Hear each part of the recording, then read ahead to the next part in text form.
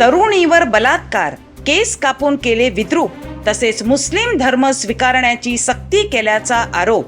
मीरा रोडमध्ये राहणाऱ्या 26 वर्षीय तरुणीवर बलात्कार करून तिच्यावर मुस्लिम धर्म स्वीकारण्याची सक्ती केल्याचा प्रकार समोर आला आहे.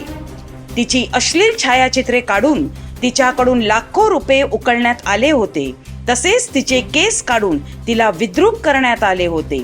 या प्रकरणी नयानगर पोलिसांनी 6 जणांविरोधात गुन्हे दाखल केले आहेत.